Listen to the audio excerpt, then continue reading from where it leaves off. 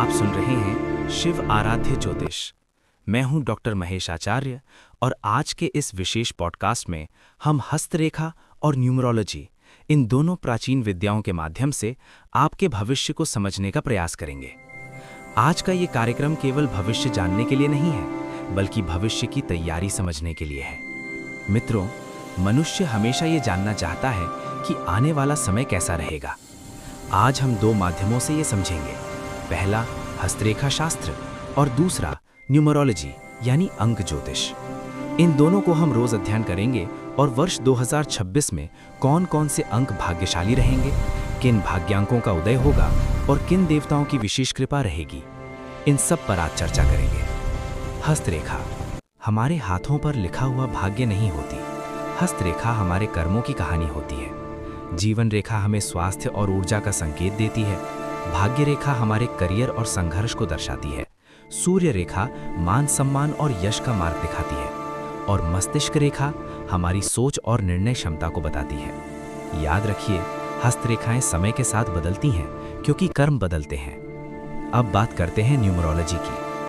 वर्ष 2026 का मूल अंक बनता है 2, 0, 2 और 6, जिसका योग होता है 1। अंक एक नए आरंभ, नेतृत्व और आत्मविश्वास का प्रतीक है। वर्ष 2026 नए फैसलों और नई दिशाओं का वर्ष होगा। इस वर्ष अंक 1, 3 और 5 विशेष रूप से शुभ रहेंगे, जबकि अंक 4 और 8 वालों को संयम और धैर्य से काम लेना होगा। मित्रों, 2026 में जिन भाग्यांकों का विशेष उदय होगा: भाग्यांक 1 सूर्यदेव की कृपा, भाग्यांक 3 बृहस्पति देव का आशीर्वाद, भाग्यांक 5 बुध ग्रह का प्रभाव।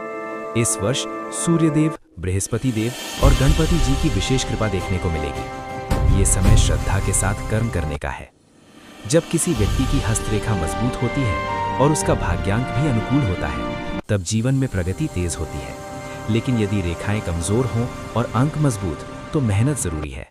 और यदि रेखाएं मजबूत हों पर अंक कमजोर, तो सही दिशा जरूरी है। यही कारण है कि हस्तरेखा और न्यूमरोलॉजी दोनों को साथ देखकर ही सही मार्गदर्शन किया जाता है। अब सवाल है, तैयारी कैसे करें? रोज आत्मचिंतन करें, अपने भाग्यांक के अनुसार दिनचर्या बनाएं, साधना और अनुशासन अपनाएं और सबसे जरूरी, कर्म करते रहें, क्योंकि भविष्य बताया जा सकता है, लेकिन बदला केवल कर्म से ही जा सकता है। मित्रों, आज के इस पॉडकास्ट में हमने हस्तरेखा, न्यूमरोलॉजी और 2026 के संकेतों को समझा। यदि ये जानकारी आपके लिए उपयोगी रही हो, तो इसे शेयर करें और चैनल को सब्सक्राइब करें।